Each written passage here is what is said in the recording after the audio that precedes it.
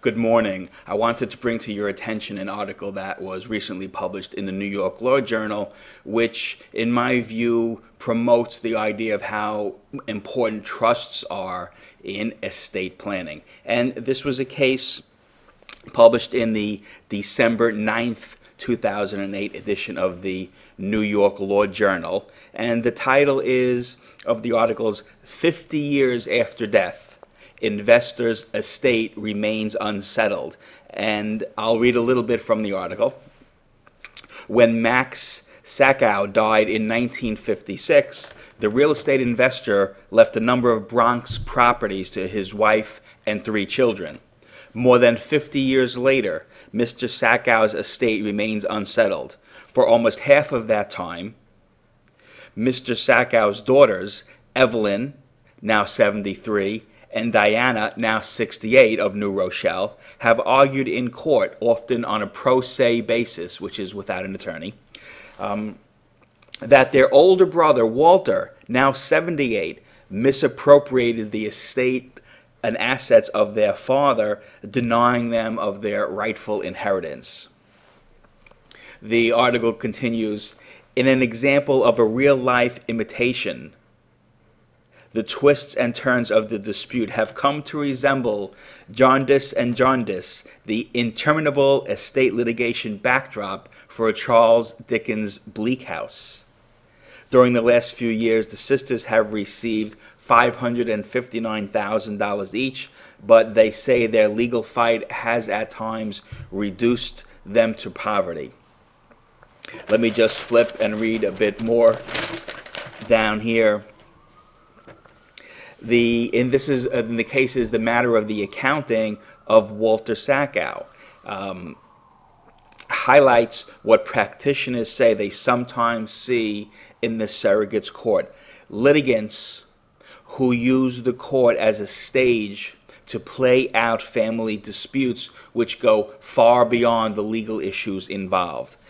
Depending on the family dynamic and the degree of hostility, there are litigants who will use the surrogate's court as a forum to vent and excoriate each other.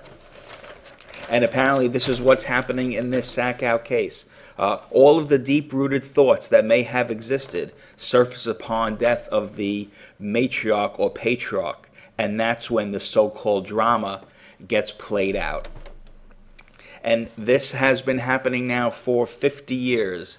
In a one-page handwritten will probated after Max Sakow died in 1956, he left 1/3 of the property to his wife, Rose, and 2/9 to each of his sisters. Apparently, their older brother managed the estate when mom could not do so, and a lot of back and forth. It's hard to tell, as the judge said, who's right. Both parties are probably have made missteps along the way.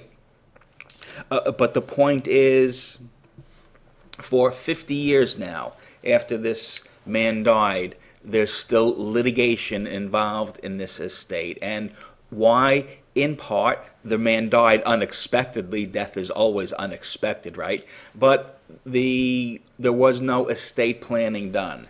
And so by seeing an estate planning attorney and putting your affairs in order, this man could have avoided this long drawn out 50 years worth of litigation and had his properties managed for the benefit of his sisters and for his mom in a manner to carry out his wishes. But that's not what happened. There was no trust set up at that time.